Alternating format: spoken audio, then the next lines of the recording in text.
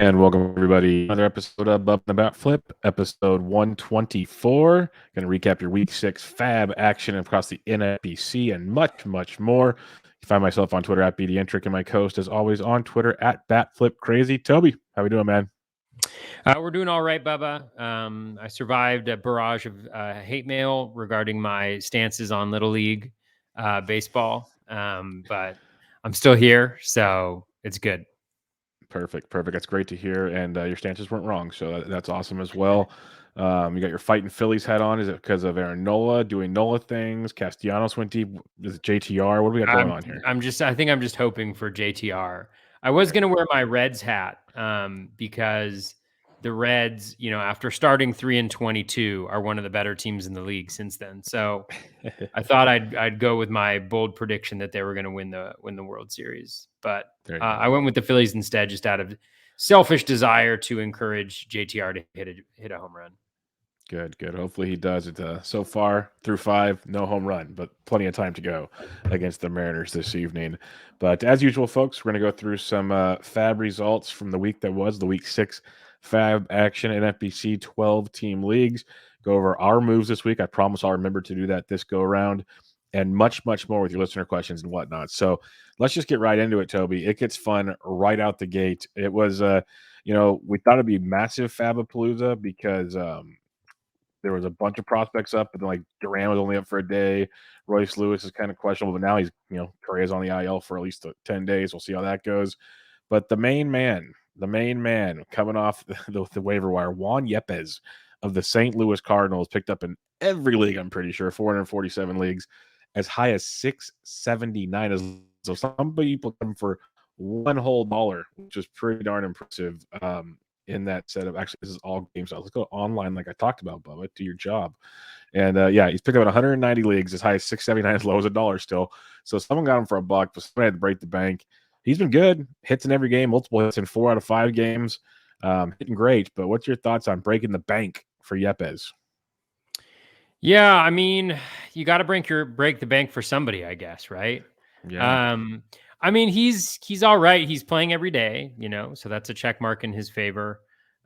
He has played really well in the minors recently. He makes a lot of contact, low strikeout rates, actually low ground ball rates, which is interesting just because so far in Major League Baseball, he has a 60% ground ball rate.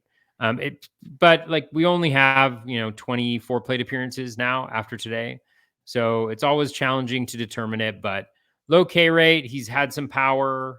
He obviously has a 571 BABIP, which is encouraging people, and he hit a home run on Sunday. So it's like that magical combination that results in a incredibly high bid in the NFBC. But I mean, he seems like he's fine. Like the skills there's nothing yet that's jumping out at me, but that may change. Like his max EV is 104.7. He's got 1 barrel in 15 batted ball events. He has not shown good plate discipline. He's right around league contact and batting average. Even his hard hit rate is 20%. I mentioned the 60% ground ball rate. So again, we don't have a lot on him. If you look at like the Bat X, for instance, it has him on 600 plate appearances, is about a 20 home runs and 4 steals with a 244 batting average.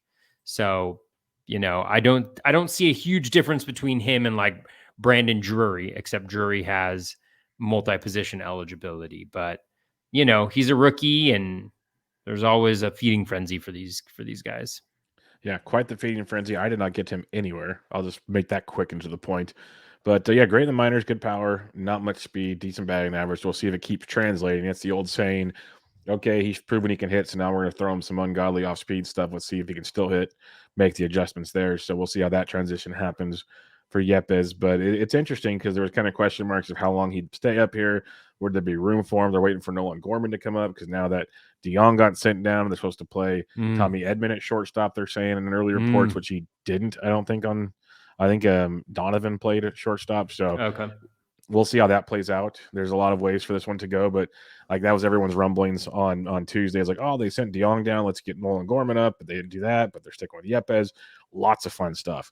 But the moral of that story is, you still have Dylan Carlson. You still have Harrison Bader. You have Tyler O'Neill. So the outfield, barring something crazy, either Yepes platoons with Dylan Carlson, so you're not going to offset O'Neal and Bader's defense. So it's just not going to happen. So does he DH the whole time? Does he? That's the fun part. Let's just put it that way. I'm blabbering on now, but all it takes is one good slump, and is Yepes still the guy on this list situation? We'll see. He could break. People broke the bank for him. I hope it works out for him. Like the talent, fun toy. Hopefully, it stays shiny for everybody. All right, Minnesota Twins third base prospect Jose Miranda. Next on our list here, Miranda was added in 169 leagues, as high as 168, as low as $1. I know I got him in a couple leagues. Again, keep him honest bids to not break the bank for anybody, but we'll talk about that later. But right now, Miranda, he's been playing a lot of first base, actually, due to the Miguel Sano injury. I believe we talked about him last week. We had the guest Eric Cross give us an answer on the prospects that got called up. But Miranda's been playing a ton of first base. He can play third base like he did in the minors. So he's going to get some multi-position eligibility for you. I guess the thing for me, before I give you the floor, that's been great, is he has shown some power, especially of late. But most importantly, a 3.6% K rate. He's not striking out much, 7% swinging strike rate, a 91% zone contact. So the overall batting average and stuff isn't jumping off the page yet. But his overall skills at the plate are very encouraging for me compared to most prospects. Like it's almost opposite of what Yepes is doing, like contact quality wise. So, what's your thoughts on Miranda? Yeah, that's exactly it. It's so fascinating because if you look at Miranda's plate skills compared to Yepes, he's got a lower ground ball rate, obviously higher fly ball rate, higher hard hit rate, better O swing, better Z contact, better regular contact, better max exit velocity. He does have a lower barrel rate. But it just goes to show you like what a little run of luck can do. The difference is he's got a 125 BABIP. Like you mentioned, the plate skills are really nice. The walks, 7.1%, almost double, or actually, almost double the 3.6% K rate. So that's all good. I mean, I don't think that's going to stay there. But I think the one thing that it looks like everybody's in kind of agreement on in terms of the projections is that he will hit for a higher than league average batting average. The lowest he's at is 252, and then he's got a 268 in a couple projection systems. So it just goes to show you, like, I think what's like super instructive here is just if you give Miranda 600 plate appearances, he's going to hit 252 with 14 home runs, and 2 steals. And it kind of goes to the fact that, like, on the waiver wire, a lot of times all the guys skill wise are fairly similar. I mean, not all the guys, right? But like a lot of the ones that we're going after each week. And so what's the differential? The differential is the schedule, right? The differential is the matchups, the pitching matchups they have. Or, one guy, not to toot my own horn, but I wish I'd picked him up more places, but I got Gavin Sheets, for instance. Yep. Like he was facing 4 righties, soft throwing Cleveland guys, not even their best. And, is Sheets, I mean, it's easy to say now because it's happening. He's got 2 home runs and 5 RBI, but like, is Sheets different if we were to compare the projection systems between him and like Yepes or him and Miranda? Probably not all that different. It's just a matter of what do the matchups look like this week? Who are the pitching matchups like? And I think that's why I have such a hard time making large FAAB bids. Is it's really difficult to find guys that really differentiate themselves on the wire. Yep. Well, I guess the conversation point for that is because I'm with you, and I think people that listen to the show enough are probably like, God, you guys are boring. Like you guys don't go to like because neither one of us, like, I think I'm slightly more aggressive than you are, but at the same time, I'm still like, I rarely go past triple digits. Where guys are like Yepes went for almost $700. Like that's a haul. That's quite the haul. But and it could work because that's the one thing is I'd say most of the time it doesn't work. Like you said, most of these guys are very similar. But every once in a while, we see that one dude show up and he just takes the world by storm and he wins you leagues. Like the year Acuna came up, even that one year Adalberto Mondesi came up and just crushed for like 2 months. He was worth every penny. There's always like the random occurrence where it pays off. But just think about like FAAB a couple of years ago, catching here, not great. Mercado was the best one out of the group. Wasn't like off the table great. Nicky Lopez was okay. Like, and everyone was spending triple digits plus on these guys. And were they worth it in the end? Probably not.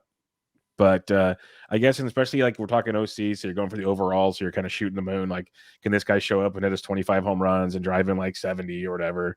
Maybe. But in the end, 20 home runs and 70 RBIs for 5 more months of play, you can probably pencil that out by playing the wire, like you're saying. You can probably, like, I think Miranda's a great ball player. I think he's a really good ball player. Like, I think he's going to be drafted as like a late round third baseman, the middle round third baseman next year. But does that mean he's worth, a couple $100? I don't know. And we don't know. That's the fun of it. We won't know for a while. But that's kind of where like Toby and I have like always kind of back up our stance on why we don't spend that kind of money. I like to be able to keep spending money throughout the season without having the nickel and dime it late. I like to be able to take that, like we talk about later, take that hammer later for cheaper, if that makes sense. Where we get to do it like in the last 2 months of the year, everyone's out of money. Toby and I have money, and we can go get all those saves for a couple more dollars than anybody else can, all that kind of stuff where it makes a difference in the end. So long-winded way of saying we might be wrong, but that's why we do it. All right, the next guy, I was torn so hard on what to do with him, and I did not get him anywhere. Josh Winder of the Minnesota Twins, pitcher, up as high as $275, as low as $3. He's looked really good. His first couple outings were out of the pen, but his last 2 have been starts, 6 innings in those starts, 0 earned runs, and 15 strikeouts, 7 and 8 in those 2 starts against Oakland and at Tampa Bay. Like, really dominating stuff. But like looking at his minor league numbers and stuff, he wasn't an overall dominating strikeout guy. So I don't know did he pitch mixed? I don't know enough about him. I'm just be totally honest. He kind of surprised me. I was expecting, okay, he's a long reliever, whatever. Then he is boom, boom, and then everyone bit on him. And I was just like, I don't know enough to go spending tons of money. So what are your thoughts on Mr. Winder?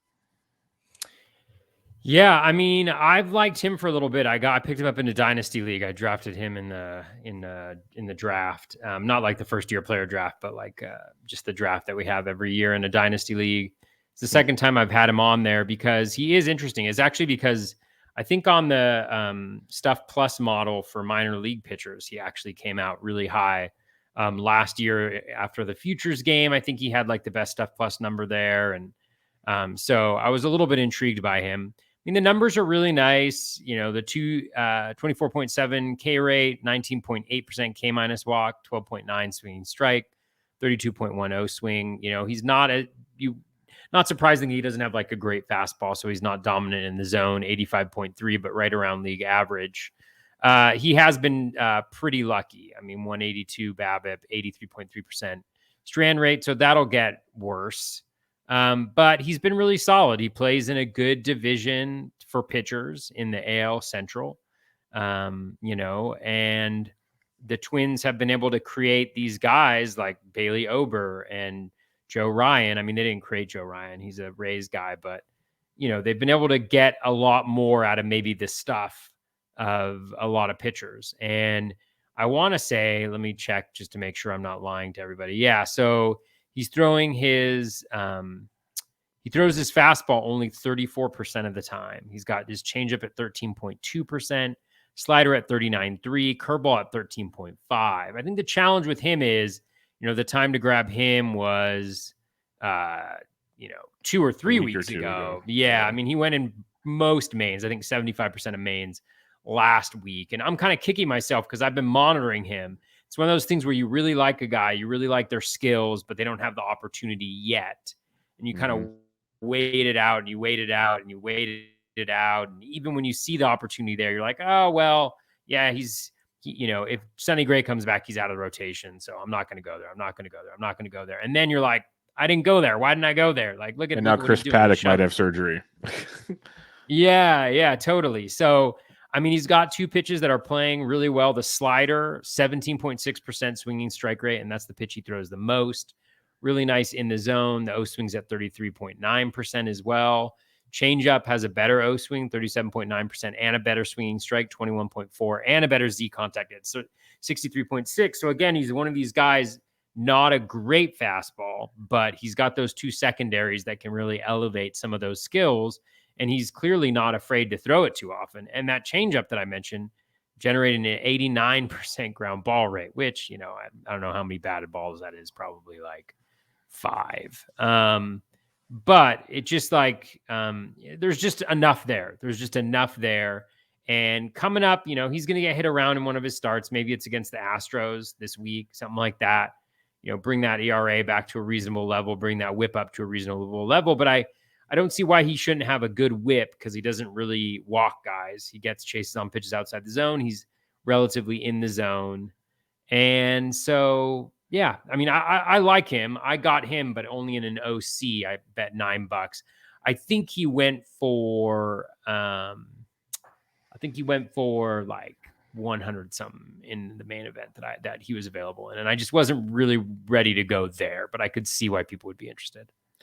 Our good buddy Nick Pollock, Pitcher List, is in the chat with us. He says Winder is a 90 to 91 mile an hour kitchen sink guy who actually throws 94. So that'll be fun. So I guess if he wants to heat it up with the fastball, he's got it. So we'll see how that goes. Probably makes the changeup even more effective at the same time. So it'll be fun to see how it develops. I definitely missed out on him. We'll see if it stays strong. There, one guy I did not miss out on because I picked him up a lot of places weeks ago when we talked on this show for real cheap. Then I grabbed him a couple more places this week. Spencer Strider of the Atlanta Braves picked up in 141 leagues, as high as 233, as low as $1. He still hasn't made a start this year, but his last start was more of a piggyback role. His last couple outings, have been more of a piggyback. It looks like they're trying to lengthen him out to be in the rotation or maybe take over a piggyback role, a la the year Yarbrough got it done, and he has the stuff to do it very well. 4 innings in his last outing. He hasn't given up his last 2 outs. Has given up an earned run. He got 8 Ks in his last go there against Milwaukee. I love what we see from Spencer Strider. You have to give up a home run, which is pretty impressive. But 24 Ks in 16 and 2/3 innings. And you look at the swinging strike rate of 16%. Basically, he's been pretty darn effective getting the guys to chase and limits the contact, less than 70% contact overall. So I like what we're seeing from him. I guess it's more of what role are they finally going to give him? Because even this week, like we all speculated after the last go, he'll either piggyback this week or he'll get a start this week. And they still haven't really committed to it where I've seen it anywhere. So we don't know exactly what they're doing with him, but it feels like he's really close to having more of a established role with that pitching staff, either follower or starter. What's your thoughts on Spencer Strider? Yeah, I mean, all the numbers, like generally speaking, are pretty good. I think the major concern is the walk rate. Swinging strike rate's close to 16%. K minus walk is 22.7. O swings 33.8. Dominant in the zone at 79. So he's got a lot of what you're looking for. I think the challenge is that 13.6% walk rate. So that is going to be a little bit of an issue. And it's been an issue, the bat has him projected. All of the projection systems have him projected for about a 10% walk rate, which isn't as bad. But I think one of the major concerns that I would have is you mentioned he hasn't given up a home run yet. But I think the difference between him and a guy like Framber Valdez, who also walks a decent number of guys and gives up a lot of base runners, is that Strider's got a 24.2% ground ball not rate. The best thing for you. So it's all in the air. So he's giving up 51.5% fly balls, and he has yet to give up a home run. My guess would be, not that I want to go out there, but I would say in his next start, I don't know who it's against, but I would guess there's going to be 3 home runs against him, and it'll start to kind of even out a little bit. Wow. And this is not to say that he's not good. I put some of my higher bids this week were on Strider, not close to being able to get him, but some of my higher bids because of what we just talked about. The skills are kind of off the charts, everything that you want except for the walk rate. And you can't get that on the ordinary kind of waiver wire type guy. So I can definitely see that, but it's just a major blow up potential profile. But what I'll say is, the bat has him at a 3.53 ERA projected, 120 whip. Again, it probably has him projected as a relief pitcher, so take that with a grain of salt. But it just goes to show, there's not the whip, we'll see. It'll be interesting to see what happens with him. But can definitely see taking a flyer on him. I would just kind of caution that he has blow up potential with that walk batted ball profile combo. And I'm curious, how many barrels has he given up? Yeah, so he's given up 3 barrels too. He's got the Brandon Woodruff disease. Yeah. But the thing with Strider is the home runs will come, but then the one thing I'm wondering is he has a teammate in Max Fried, who's obviously his ground ball rate's got better, but he was a big time fly ball guy early too. And he somehow kept the ball in the ballpark. So I'm not saying Strider will, because he's an overpowering pitcher and those are just eventually going to hit. The barrel's going to catch up to him there. but especially with the ball gets livelier, it heats up and everything. Like he's going to give up some. I'm not crazy in that regards, but I am curious because, like you said, the thing that got me so excited about him is the strikeout / like arsenal that he brings to the table. It's filthy. It's For filthy and sure. hard to find. So, and when I grabbed him before, and I talked about it a couple weeks ago, is all these starters are struggling. They're not going deep into games. Give me this guy that can help me in these other departments, and I'll try to piece together because no one's getting wins anyways. Like screw it, I'm not going to worry about this because there was a point with Strider that you figured he'd piggyback or start, which looks like he's going there. But if something happened to the back end of that pin with Jansen, you could see him like hopping Smith because he's so filthy. So like he's got the ability to do some interesting things in that rotation. So I'm curious to see what the Braves do with him. That's the fun part. All right, we get to talk about another bat now after two pitchers there. Another youngster, MJ Melendez, added 128 leagues, as high as 257, as low as $1. After tonight's game, he's hit safely in all 5 starts that he's made this year with 1 hit in each game. He's not like crushing the baseball, only 1 extra base hit, but he's walking a good amount, over 14%, striking out only 14% for me is pretty strong with him. And what he did in the minors last year was just outstanding. So the hit tool is great. And what I love to see with the Royals here is, he came up as a catcher. He's DH'd. He's caught. Today, Toby, he was playing right field. Yeah. So they're trying to do whatever it takes to get that bat in the lineup, which when we talked about other prospects, it's like, okay, well, like even with Yepes, it's okay. He's DHing now, but because the other outfield spots are pretty much accounted for. So like if something weird happens, where's he get slotted to? Melendez, they're moving him around to make him play. That's encouraging to me. Yeah, for sure. I mean, that's it's the Dalton Varsho effect. The man that is crushing the Dalton baseball right Varsho now. Effect. This is just an excuse to talk about Dalton Varsho. Anytime you want to talk Dalton Varsho, I am a fan. But it's key. Like he's not that. The Royals are awful offensively, so you can't really make the argument that anybody's going to go in there. Obviously, they have some injuries, but he's going in there. They're trying to get his bat in there. When you look at the skills so far, they're very impressive. 11.8% O swing.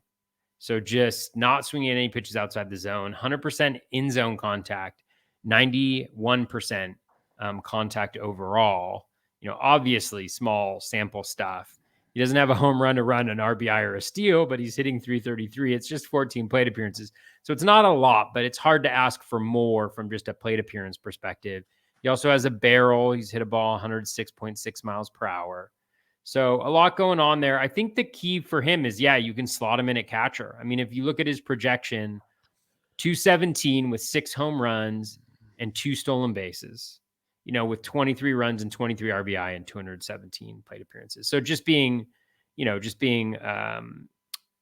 just say, multiply it by 3 and you get a guy who's going to hit 217 with 18 home runs and 6 steals. Now, Pretty that's good. not that great from a guy in the field, but if you can get that from a catcher, it could be really good for the rest of the season. I think he hits better than 217 too. I think that's a pretty lenient deal right there. Yeah, as usual, there's a pretty big discrepancy between, what the bat has him at around 217 and versus Steamer at 234. Yeah. And they also have him for 9 home runs and about the same number of plate appearances. So there's a little bit more belief in Steamer, but that's kind of something we've kind of grown accustomed to in the way that they're interpreting it. But yeah, I mean, I think, as long as he's playing every day, you can slot him in as catcher. I think there's a lot of potential value there. And again, he's a guy who came up and he just kind of hung out on the wire a little bit just because he wasn't playing regularly. And it just goes to show, like, sometimes you gotta, and I struggle with this a lot, you gotta take the leap before there's the evidence, that it's going to get there, there's something to be said for going after those skills, which you feel like might be better than what else is available on the wire without the opportunity, because it can be such a difference maker. Whereas there's just so much blah on the waiver wire otherwise, Yeah, especially as bad as the catcher's position has been. That's why, like, I wasn't like super aggressive, like I said, on Yepes, and I got some Miranda, but I wasn't like breaking the bank. I made a point in every league I had Melendez. Like, I was willing to drop Carson Kelly for him. Like, there's a bunch of dudes and that was before Kelly got put on the IL. He was still technically playing when I made my bids. I was like, I believe in this Melendez guy as long as he's getting playing time, which looks like they're trying to at the time. I love the hit tool, and it can't be any worse than what Carson Kelly's doing right now, let alone Max Stassi's now on the IL. And I looked at Max, his numbers aren't great either. Like, I was willing to take the chance on Melendez over a lot of these secondary catchers that were rostered in the league, because I know it's early and things, we tell people to stay patient, but a lot of these catchers just look dreadful right now. I guess not even like some players we look at and like, there's signs of life, there's this and that. These catchers just look, they're just done. Like I know they're not all going to be, but they look rough right now. So I'd rather get some life breathed into my team from Melendez than some other stuff. So I was a little more still, like, again, aggressive for our standards, but not crazy on MJ Melendez. All right, a guy that I didn't put any bids on, and we'll see if it bites me in the butt. I don't think it will. Royce Lewis picked up in 120 leagues, as high as 226, as low as $1. Went 0 for 3 on Tuesday night, but he had a hit in each of his previous 3 games. Not a ton of power yet. Torching the minor leagues, power and speed in the minors. The dude's one of the top prospects in baseball, at least in the Twin system. My biggest concern was, where's he going to play, especially when they said Correa's injury is not serious. Now, Correa went on the IL, but it seems like it's more like, okay, we brought Royce up, let him play for a couple weeks. If he keeps hitting, we'll send someone else down. Maybe they send Miranda down. We'll see. But let Correa get fully healthy, and then we'll bring him back and decide what to do with Royce. I'm still nervous Royce doesn't see much more than a couple weeks. That's my only concern. I could be totally wrong. But what's your thoughts on Royce Lewis? Yeah, he was the guy from the rookies that I was most interested in, at least of like Yepes, Miranda, He's got like and 2020 abilities. Like, Lewis. he's a monster in that regard. Yeah. Yeah, exactly. I mean, again, and not to be boring, like you mentioned before, projection for him, 242, 3 home runs, 3 steals, but in 107 plate appearances. So you just multiply it by 6 because I'm lazy. You're looking at a guy who's like 18-18 with a 242 batting average. Now, that could be special, right? And that there's that ceiling there, because of the pedigree, because of the record of steals that he's had in the minors. And so far, so far so good. It's hard to have complaints. He's only got 13 plate appearances, including tonight. But heading into tonight, he had a really nice O swing, so he's not chasing, making contact above league average. Again, I don't think he's hitting the ball in the air. Again, like, we're not dealing with a lot of sample here, but this is the type of player, and I think he went for lower than Miranda and Yepes generally went because of that uncertainty around his position. And so that opens up a little bit of an opportunity for, to get him at a reasonable cost. And so we'll see. He's got 1 barrel already as well, which is nice. So we'll see what ends up happening. But, I think of all the guys, he's the one who was most intriguing to me, because I do think he brings something different that none of the other rookies we talked about outside of Melendez brings. Yeah, no, and you're right. So I might have screwed that one up. I guess I was looking way too much into him sticking around. But if he does, he's got great. Like, I have him in a lot of DCs, so I believe eventually he get a shot and roll. Because I believe in the talent.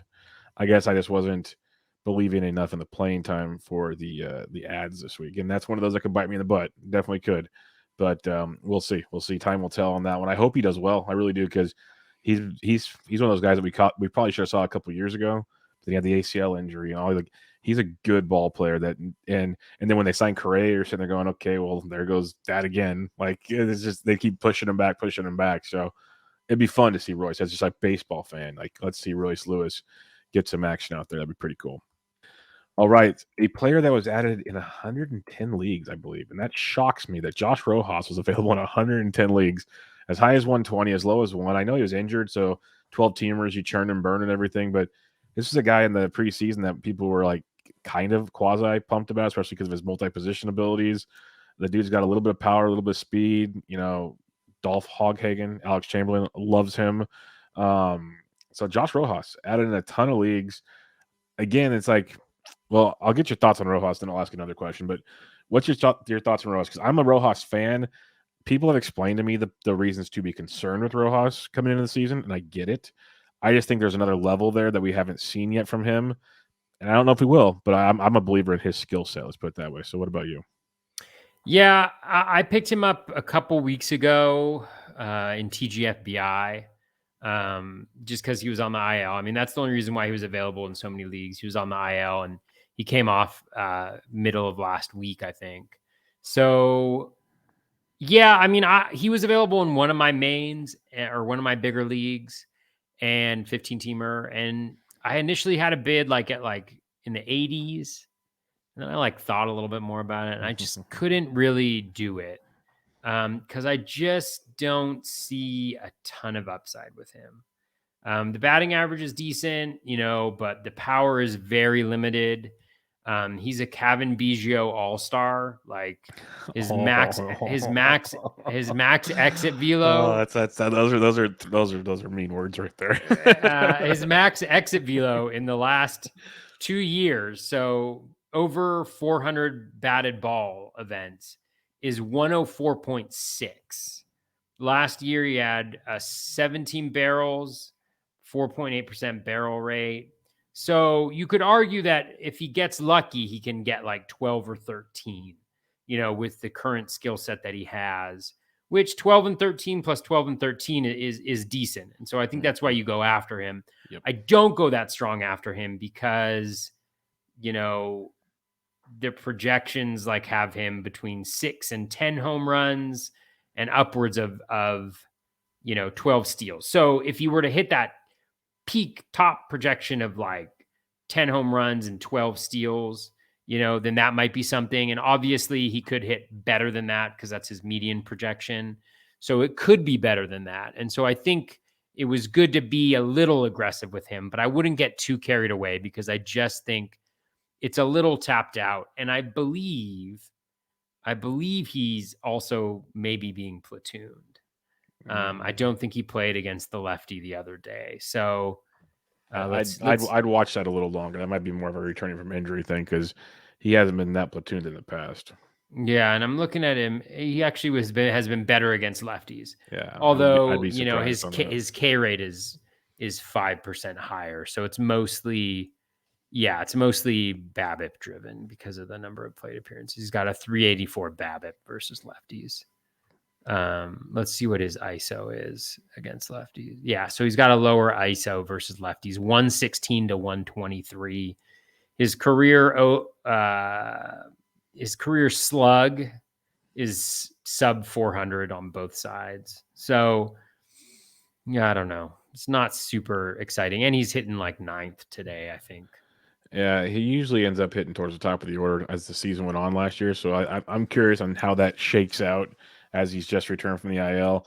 Like coming into the season, I thought he was like a 15-15 guy. That's what I liked about him with that multi-position eligibility that I think is tremendous. And he's still kind of young. So I think there's more we can see from him. Arizona doesn't have a lot of other options. Now they actually are calling prospects up. So that's interesting. Alec Thomas and company. Then they're like above 500. Yeah, they're like kind of competing and they're calling up prospects. So if you're a Diamondbacks fan, you're probably confused right now, but this is what teams do, and it's fun. But I am a Rojas believer. I might be naive, but like when it came down to like Royce Lewis and Rojas, do I think Royce Lewis is the better player? Yes, but I am 100% more confident in Rojas' playing time. So that's kind of where it would have been a difference in opinion for me. I think they both have double-digit power, double-digit speeds, but Rojas plays, and that's the concern I had with Lewis. But we'll see. We'll see. Time will tell with both. But I am a Rojas believer. I guess I was just more shocked because I am a believer that he's available so many places. But I figured he'd still be kind of stashed up.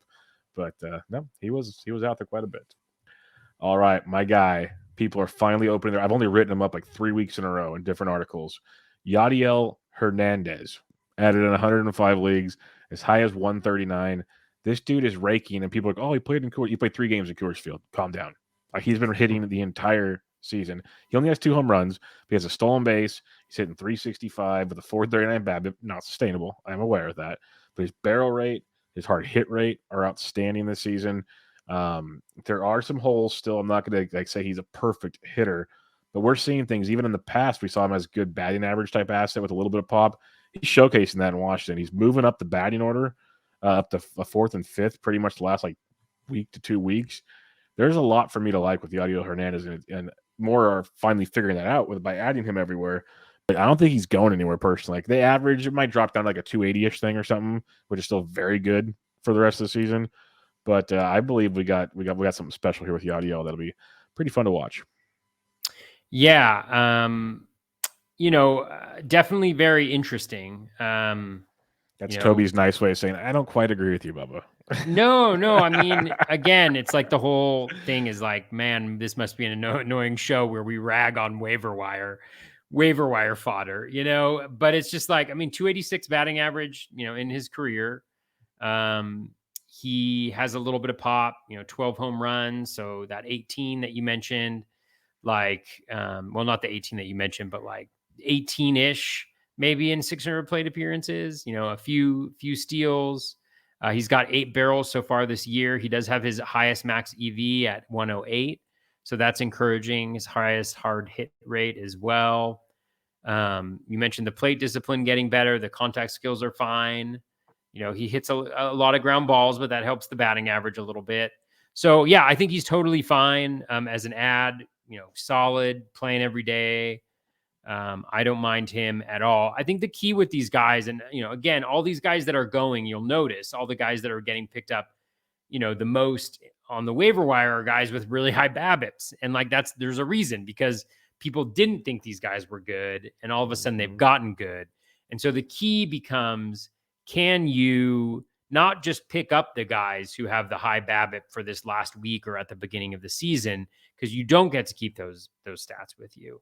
Question is, can you identify the guys that may be able to do it next because of the matchup? And so, again, not trying to just like rag on people and be like, oh, he's got a really high BABIP, it's going to come down, and his batting average isn't going to be 365 for the rest of the year. It's like, oh yeah, of course. But just like trying to time those things right, I think is really important, because chances are, like, the BABIP's going to be a lot lower for the rest of the year. Well, like, just to go along with what Toby's saying here is, this is why I was kind of like, I've been getting annoyed. I've written him up so much. I said, because he keeps being available. Why were people not adding him before Coors Field? Like, we're talking matchups here. That's when you add Yadiel Hernandez. And now you just write it out. You're playing with house money. You got him cheap, and you're playing with house money, why people are bidding a bunch of money. So that's the point of it. Like, I started doing a waiver wire article at the end of the week. Vlad does the best one out there. I'm not going to try to act like mine's even up to his standards, but pretty much any waiver wire article that covers the big NFBC stuff, at least, maybe some others, you're going to see schedules discussed. You're going to see stuff like that. Or we love the RotoWire tool, the starting pitcher matchups. I look at that all the time. You got the Razzball stuff. Use some sort of tool to look at matchups. And you can look 2 weeks ahead like I do. I talk about all the time with starting pitchers. You can do it with bats too. You could have added Yadiel Hernandez 3 weeks ago for $1 and been enjoying this whole thing. You could not even have started him the first time because you're buying him for Coors. Missed out on that. Didn't matter because he's been $1, and then had him going forward. Like, those are the little things that are worth digging in on that make our boring conversation less boring for you. Like, if you're gonna take anything away, like, yeah, it's cool. Like, go and get these guys because, like Toby said, these guys are all playing great because almost all of them. Like, I do a risers and fallers column every Monday for Fantasy Pros. Every riser, of course, had a freaking BABIP through the roof last week. There's no way to have a high batting average without it. So they're all going to regress. That's just common sense. It's which ones aren't going to regress to kill you, and you're still going to have a good season out of them. Go get those guys. Or, like Toby said, go look at the ones that are kind of doing okay, got great matchups, go strike gold. That's kind of where you can make your bacon on these situations. All right, let's talk about Bubba. What? Breaking news. What happened? Jordan Romano on the IL. No. With right ulnar neuritis. Oh, he's done. That's not good. That rarely ends well. Oh no, Man. Yeah, that's sad. I'm gonna cry. No, That's because rough. I have him in a few leagues. He's been carrying me. That's not good, Toby. Not good. The rest of their bullpens hasn't been that good, right? No, so I just went straight to go look up my reliever recon chart real quick. We're gonna talk about some Toronto bullpen for a spec. So Yimi Garcia, he gave up a home run today to Stanton. Tim Miza, Adam Simber, Trevor Richards could be Simber, yeah, but he got lit up the other day, right? Oh, get Nate Pearson in there. He's coming back shortly. He'd be a great back end guy. Man, that's a rough one right there. Well, they might be trading for someone real soon. Keep your eyes on that one because they are contending now. They're going to need them to do something. So, you know who they should trade for? Who? Hansel Robles. He would be perfect in that bullpen. Not bad. That's not a bad call. So, yeah, we'll have to keep an eye on that one, folks. That was some not so fun breaking news, but breaking news nonetheless. It was necessary. Ouch. That one stings. That one stings a lot. All right, let's talk about at least one more guy here before we get into our moves for the week. And I want to bring up Brandon Drury, another guy I looked into last week because he was crushing it. Yeah, we've talked about him off and on. When India got hurt, it was like the Brandon Drury time, and then India came back, and now India's gonna be out for a little while, folks. I hate to break it to you. When you re-aggravate the same injury because you came back too soon, like a hamstring, probably gonna sit a little longer the second time through. So Drury's gonna get some good run here, and he's been hitting really well. He's got 6 home runs on the season, hitting 284 over the last couple of weeks. Really been swinging it well again. High BABIP, but only 309 BABIP on the season, which isn't that bad. But Drury's a guy that, at one point in time people were hyped up on, then it's kind of been up and down, up and down, up and down. He's going to get some run in Great American Small Park, Toby. So there's interest here. Yeah, this was the guy that I was willing to go with the highest bids on this week. And I thought a lot about it. And it's like, number one, in NFBC, he got second base, third base, and outfield eligibility. That's tremendous. I mean, that's hot, Bubba. That means middle infield, corner infield. Like, he's just doing it all. He takes up over half your roster. He's doing it all. And then it's like he's playing in Great American Small Park, like you mentioned. Yep. He's playing on a Reds team where they just are awful, right? So they're going to keep playing the guys that are good. What is Brandon Drury's career batting average? Like 285. No, 251. I was trying to be confident here, like positive on this one. 251. I mean, that's good. That's good now, Bubba. We got to adjust our expectations. What's his career strikeout rate? 22%, right? That's not bad. Not bad. Yeah, this year he's got his highest max EV since 2019. He's got 10 barrels, a 16.4% barrel rate. He's got a 50.8% hard hit rate. This is StatCast hard hit rate, so 95 or above. So he's absolutely crushing the ball. He's got multi-position eligibility. He's got plenty of plastic playing time because they can throw him in the outfield. He can play third base and Moose can DH. He can play second base while India's not there. Like, there's so many different things that he can do. And they're not good enough to sit guys who are good, are one of the better players. And then you look at his projection, he's projected in 500 plate appearances. If you just multiply the bat X projection by 2, for 18 home runs, and 2 steals. And so, again, he's actually higher on a per plate appearance basis than Juan Yepes, Miranda, all of these guys that we talked about before. And so that's why I had it was big for me. I think I got him for like $47 one place or $43. Like, it felt scary, Bubba, to do that. But I only got him one place because probably should have been more aggressive. But yeah, so he's good. And like you mentioned, like, it's not super inflated. It's like 309 BABIP. Yeah, probably coming down a little bit, but it's totally reasonable, especially given the batted ball quality. And that batted ball quality is really nice, really nice. So he was the guy that I was most interested in. Unfortunately, as usual, I wasn't aggressive enough to get him everywhere.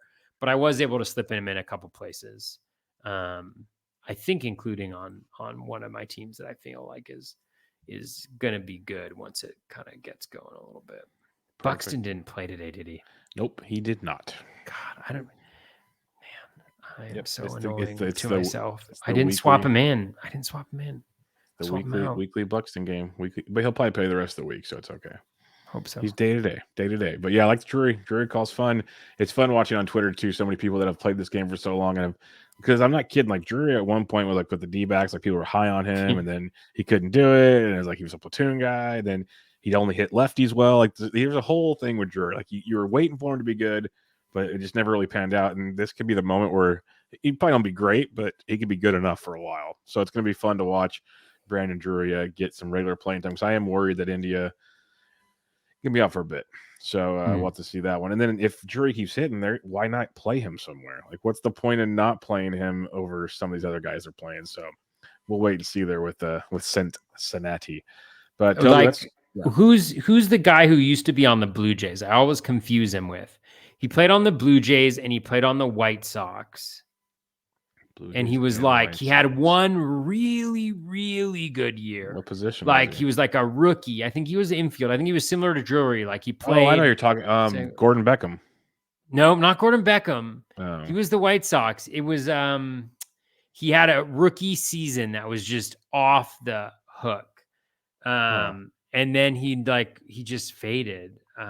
Blue Jays rookie of the year. Let's see if he comes up. We can move on. I'll do a little. Okay. Well, we're going to go over our FAAB results from the week. So can you multitask getting your FAAB results up as well? Or do you want me to go over mine first? Oh, I can do it. I can do that. Okay. I'll forget about it. For all the listeners, let me know who I'm talking about. Yeah, I'm curious now. Let me know who I'm Gordon talking Beckham, about. I'm It's not Gordon Beckham because he did come up that one season. He was really good, and Yeah. he wasn't heard from since then. But he was on the Blue Jays, I think, when he had his blonde guy, spiky hair, Eric Hinsky. No, I was kidding. No, he played. I think he played third. I think he played third and second, maybe. But he was the truth for a season, and then just. Oh, wait a minute. The Romano report was someone trolling in the chat. Please be. I'm looking it up now. You look up your FAAB. I'm looking at Jordan Romano. No. I saw him. I saw him. I saw it on Twitter. Yeah, he said someone was trolling it though. Because he had a walk-off through and homer off. Aaron Judge hit it off of Romano. Yeah. Romano blew the save. I thought I saw it. I don't see anything official with Romano yet. Am I just making it up? I think you got. I think you got duped.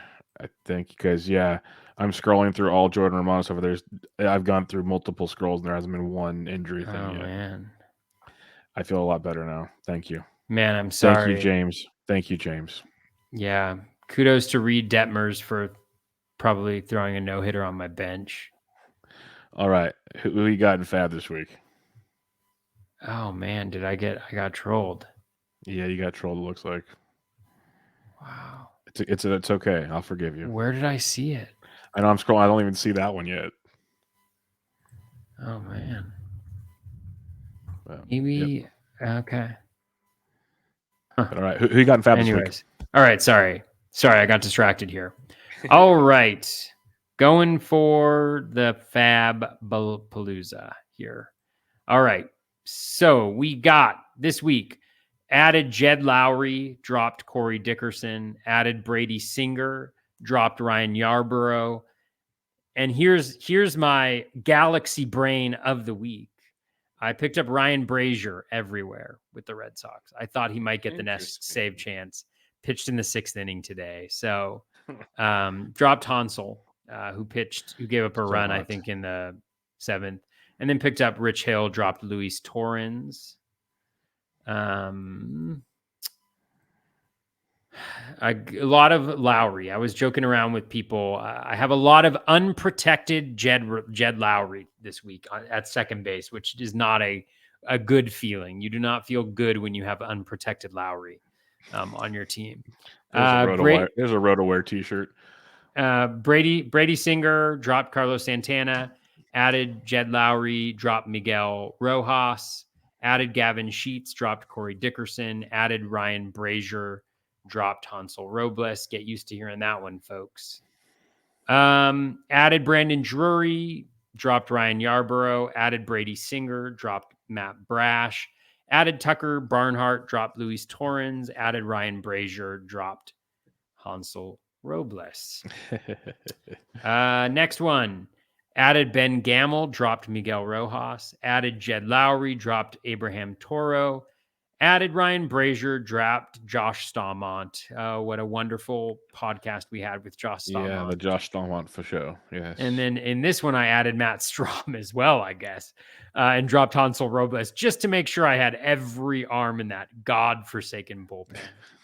In my OC, I added Jonathan Scope, uncontested, $24.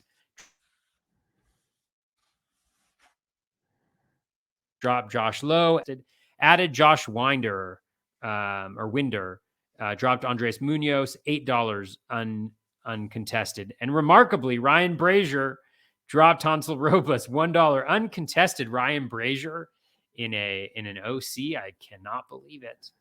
And then in TGFBI, I added Michael Taylor for $4, dropped Ryan Yarborough, added Yoshi Tsutsugo, dropped Josh Lowe, added Jonah Heim, dropped Luis Torrens.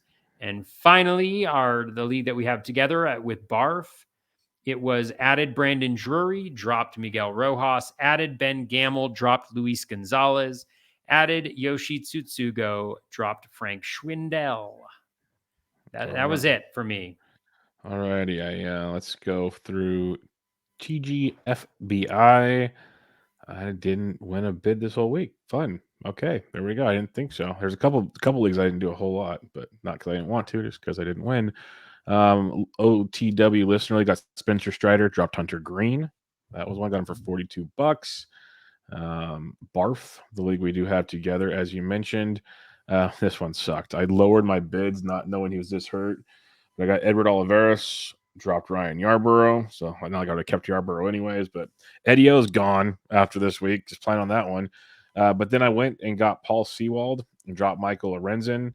In my mindset, there in a 15-team league, I know Sewald is not the initial closer, but we know he could pull the closing wins ratio strikeout situation.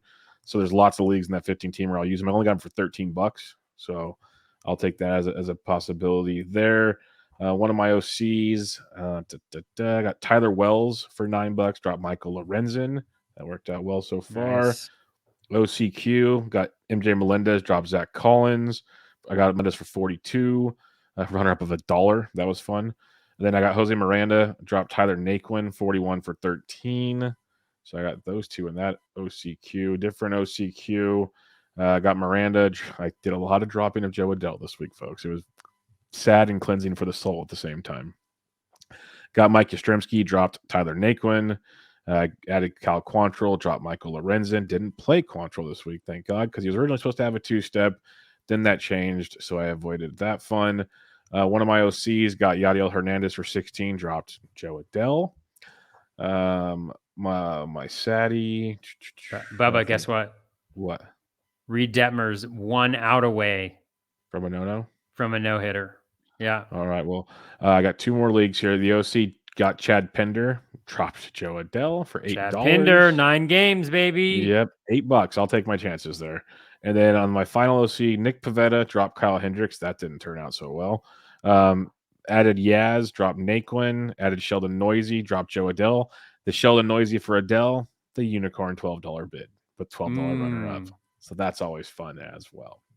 All right, keep us updated on the no-no. We'll start with all right. Reed Detmers 1-1 to Yandy Diaz. I might as well turn on MLB Network. What do we got? Oh, off the number. Foul. Let's do some listener questions and we'll see how this turns out. Let's do it. We're going to multitask right here, ladies and gentlemen. Taylor Johnson asks, in a head-to-head categories league where you can set daily lineups, is it worth rostering a catcher and taking a batting average hit for the chance at a few runs and maybe a home run in the week? Or would that roster spot be better served for an extra pitcher to help you accumulate saves or wins in case? Sorry. It really depends. I mean, I think I probably would. Yandy to shortstop. Got him out. No hitter. Reed Detmers, ladies and gentlemen. Wow. Impressive. Sitting on my bench. Sitting on my bench. All right. Head-to-head league. What do you got? So head-to-head league, it's a really good question. I would probably have an extra catcher just because I think it depends on how deep of a league it is, but it depends on like how many bench spots that you have. But I think generally, if you don't have one, like if you have a top catcher, then I wouldn't. But if you have like kind of a mediocre catcher or like a not great catcher, I would try to grind out those additional at bats. And what I might do is go for a catcher that traditionally has a little bit of a higher batting average, so that you're not as concerned about losing out on that. Because the thing is, like, it's how many guys are you just like sitting on your bench every day in that day-to-day league because they're not good enough to crack your lineup, right? And so having that guy that you can throw in the catcher for, if it's a waiver wire 2 where it's like, I don't know if it's a weekly or a daily, but I used to play in a daily one. And what I would do is I'd literally like just find that best backup catcher. And then there's normally a pattern to when they play and when they don't play. And then I just pick up that guy for that one start, kind of just try to play those matchups as much as you can. I think that's kind of the best advice that I would probably give in that instance, but it always depends on like the number of bench spots that you have available to you. And then what pitchers are on the wire too. Like if it's there's just so many different factors. Like if it's a K, if there's a limit on the innings pitch, like a Yahoo league, then it becomes a Ks per 9. And so then you kind of you do want to have some of those 1 inning guys that can just kind of boost up the ratios and the Ks for you. So there's a lot of different things to consider. I think all of this makes me just think that there isn't a right answer to this. It's kind of like a mix and match, which My biggest question is, most leagues require you to have your every roster spot filled to set a lineup. So can you leave your catcher spot empty? That would be, because like people talk about it in football and stuff. Like, should I just not roster a kicker and keep an extra blah blah blah on my bench or something like that? And so that would be my biggest question: can you legit put nobody in that catcher spot and be okay? If you can, then yes, I go to the K per 9 guys and roll that way. Like Spencer Striders would be awesome for that situation. Guys that might not be starters but could rack up stuff without eating up a ton of innings. Stuff like that would be worth checking into. All right. Justin Pelletier asks, what do you make of Marcus Semien? His Savant page looks like an ocean. It's been bad with Semien. And he asked it, and I said, let me bring this up on the show tonight because it's a question I've seen kind of a lot of places and discussed in a lot of situations. Semien's, it's been rough. It's been mimicking the Oakland A's days with Marcus Semien, where he was still good but not great. He's hitting 261, 2 homers, 2 stolen bases, striking out 20%, ISO of 0.56, 3.5% barrel rate, 26% hard hit rate, and he's striking out 12% swinging strike, not making a ton of contact. There's, to me, a lot of concerns, but maybe Toby's digging into something else. What are your thoughts on Marcus Semien? Yeah, I mean, I think there's definitely reasons to be concerned. I wonder how much he's pulling those fly balls. I mean, he's never been like a major power guy. Like he pulls a lot of fly balls. That's what generates his power a lot. So if he hasn't been doing that consistently, I could see how that could hurt him. Like the max EV is pretty on par with what he's done in previous years. He does only have that 3.5% barrel rate, but 4.3, 7.4, 5%, and then the 9.8. And so the question becomes like, that last year was probably the best year he's ever going to have. He's not going to replicate that. So the question is he like more of like that 7.4% barrel rate guy, which it wouldn't take him long with a hot streak to get back to that level for like the barrel rate? Or is he more the, like 5% barrel rate guy of 2020, the 4.3% barrel rate guy of 2018, where he's really relying on just pulling fly balls for, for his power. So, things are down, but things are generally down. And I think one thing that I've noticed a lot is, one of the reasons why the bouncy ball in the past was so interesting is because it really boosted the most those guys who were like 15 home run hitters. It got them to 20, got them to 25. And I think what you're seeing, and I feel this deeply on my teams because that's how I build teams. I get a lot of those guys. I get your Cabrian Hayeses. I get your, Justin Turners, your kind of guys who have balanced contributions, your Jorge Polanco's, guys like that. And those guys are the ones that I think are getting hurt the most by this. And I think that Semien probably is too. The one thing I'd say about Semien, though, is that, things will improve. The reason why the ball, there's all this stuff out there about like Major League Baseball changing the ball. Essentially what they did is just install humidors in all of the ballparks. Like that's what is happening. They didn't change the actual baseball. It changes the baseball, but it's just a humidor. And what we've seen in past years is that home runs will go up, over the summer, and they'll increase and people will start getting those home runs again. And Semien will probably be that guy, but again, like kind of aging, just had a career year, so it's probably not going to be pretty when it's all said and done. So is he like a 15-10 guy maybe? Is he like a 2015 guy? Whatever it is, he's probably not getting you back that value that you invested in him. Yeah, not at all. So, yeah, I agree. There'll be some positives coming, but this is what I was worried about with Simeon. Pitcher's ballpark, not the greatest lineup, natural regression coming. It's all hitting at the same time right now. So, well, I honestly, he could be a buy low just because it can't be much worse. He might be better, but like, don't expect what you saw last year. Let's put it that way as well. All Yeah, I right. mean, if he hits 320 in his next, or if he hits 300 over his next 120 plate appearances, then he's hitting, all of a sudden he's hitting 240. Is that right? Yeah. Then all of a sudden he's hitting 240, and he's about where the projections had him at. Yeah. All right. Half baked ball asks, has pocket aces been compromised by the dead ball? Yes, absolutely. No, I mean, it's a really good, I think so. So my completely biased thoughts on what may transpire over the course of the season is right now all the pitchers are doing well. And so it's devaluing those aces. And so the question becomes, as it gets warmer, as the humidor has kind of the opposite effect, over the summer, then will these guys still be able to be as good as they are being? And my guess is that they will not. And I think that's when the cream rises to the top, in terms of those elite starting pitchers again dominating. And that doesn't mean like there are guys that are out there that are doing really well and have really nice skills, and I'm sure they'll continue to do well. But there's a lot of guys that are getting by on batted ball stuff. And so I think that's what's going to happen. And I also think you're going to see those kind of guys that generally benefit from a livelier ball getting a few more home runs and catching up a little bit, but still finishing down from where they were projected at the beginning of the season. So, and that's totally biased because that would definitely benefit all my teams. And so that's why I think it's going to happen. Let's hope so, because like still to make this game, at least the analysis part of it work, we need the aces to ace, at least most of them. Not all of them. There's going to be duds every year, but we need a little something to separate from the average arms, basically. John Wilder asks, with the ball playing the way it has, do you see yourself leaning more starting pitchers over relief pitchers? Wonder if the bats will come alive this summer, especially if MLB gets involved in changing the ball.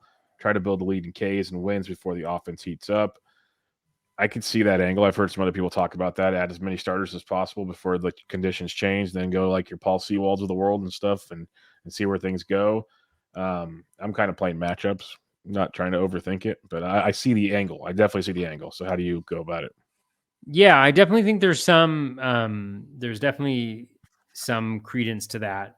I think in trying to get your innings in now, I would just caution folks that it's all kind of relative, right? And so I wouldn't be throwing starting pitchers that I think are bad right now or that I don't think are good. But like you said, working the matchups, maybe not being as afraid to go with a guy who, who gives up a little bit more contact, but, has that good matchup, or guys who are pitching at home, just kind of trying to take advantage of all those different edges and trying to get those innings up now before I think things turn around a little bit, which I think they will. Yeah, 100% with you on that. Two more questions we got here. Greg at Hayam Greg 1. First base is so sparse, barren, futile in my league. Who are some underperformers to target or particularly under heralded waiver wire targets to check out? Well, I've been preaching Josh Naylor for a while, but I think he's probably going to be gone after the last few performances. Pavin Smith, if you can still get him. I like Pavin Smith quite a bit. Been kind of banging that drum for a while, and then I'd have to look at some more first basemen. Those are the two that came to my mind immediately. Anybody that stands out to you? Yeah, I mean, I think it depends on how many how many teams are in your league, obviously. But Christian Walker is a guy I like a lot. All the peripherals are really nice. He's doing everything well: patience, contact, quality of contact, but just not getting the ball to drop. 171 BABIP. He's hitting a lot of balls to like center and right center where they're kind of dying right now, but I think those will be home runs later in the season. Yuli Gurriel, again, It's not pretty with him. It's not pretty with him, but just just remember, like, we're a month into the season, pretty much. Like, we're a month. They haven't even played 30 games. We're less than a fifth of the way through the season. And, he's got a 237 BABIP, which is down. He generally doesn't rely on barrels, so I'm not too concerned about that.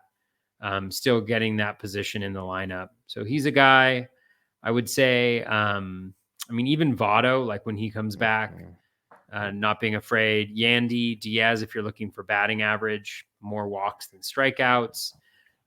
Just all around solid first base, third base, and can kind of get the job done. So those are some guys, but I think out of all of those, Walker is the guy that would have me the most excited.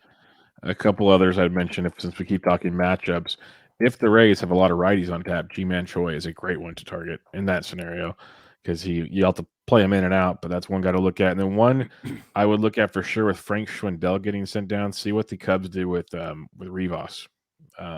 Alfonso Rivas. He's been swinging it pretty good. He might get some run, like pretty positive. Unless you're like in a 25-team league, he's probably available out there for you. All right. Last one here. Grant Gawley asks, will Benintendi hit for any power or run? The projections seem to think so. How much longer to wait? I'm still a Benintendi guy. The Royals as a whole have been dreadful to start the season, like really, really bad. And I think that'll change as things heat up in the Midwest. He's got a homer, but more importantly, he's hitting 330. I know the BABIP's 366, but he's hitting for average. When that team starts to click, I think he'll start to get it going too. He's never been a super power guy. You're hoping for like 15-15 with Benintendi. I wouldn't give up on him, but maybe I'm overthinking or underthinking it. What are your thoughts, Toby? Yeah, power has never really been his huge strong suit, but he showed some increases, last year. He's got 4 barrels, 1 home run. So, again, he should maybe be at 2 home runs. Max EV is low right now. So that's a little bit of a concern, especially after 83 batted ball events. The launch angle is down as well. Let's check out his ground ball rate. Ground ball rate is down at 54.2%, which is not great either. Hard hit rate at 19.3. Oh, it's not looking great. I have a lot of Benintendi. There's not a lot to love there that I'm seeing. So hopefully things get better. I think it will, just because that team, like, it's almost one of those. I think it'll be like, I don't know, it'll catch on like fire when they all start to hit. It's just been so bad right now. It's really, really bad with that team. I could be just doing that's just being a ball player. I kind of your teams click together usually, and I think that'll help for all of them. Will he hit for a ton of power? Who knows? But I think the overall adjustments will be good. So we'll see. Maybe there's better options. That'd be something to ask. Like if you have some other options on the wire, we can discuss that for you on a future show. But for now, Toby, that'll wrap us up. So final thoughts as week 6 FAAB in the book, and Reed Detmers just threw a no-hitter on your bench. He did throw a but you got Gavin Sheets with 2 home runs and 5 RBIs already. I did get Gavin Sheets. So and Drury with a home run. Yeah, so see the yin and the yang of the situation. I also added Ryan Brazier in every single one of my leagues. Hey, don't forget, you got Matt Strom as well. So I did get him in one place. And Brazier, to his credit, and what he's been doing, and the reason why I went after him, he did pitch a clean inning, Good. So that'll help the ratios. No strikeouts, though. I did get totally fooled by Zach on the Jordan Romano IL, so I apologize for freaking people out about that. But enjoy your fabbing, everybody. Enjoy George Kirby.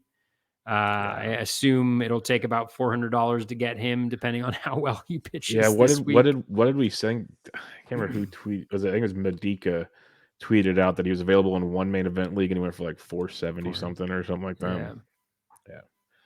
You got him. You got Alec Thomas for Arizona.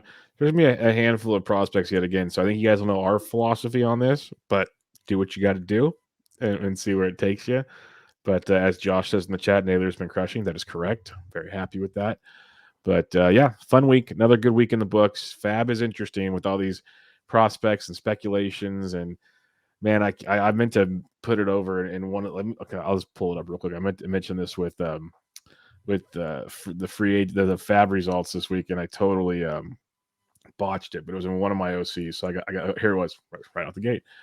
One person, I will not mention their name, but they added Royce Lewis, Melendez, Yepes, Rojas, and Miranda. All of them, they put the same bid in of $120. So they just spent $600 on their 5 players in 1 week. OCs are the best, aren't they?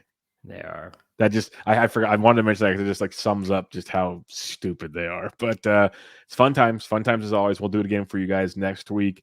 Same bat time, same bat channel. Make sure you check out Toby on Twitter at BatFlipCrazy. I'm at BDNTrick, and we will catch you guys next time.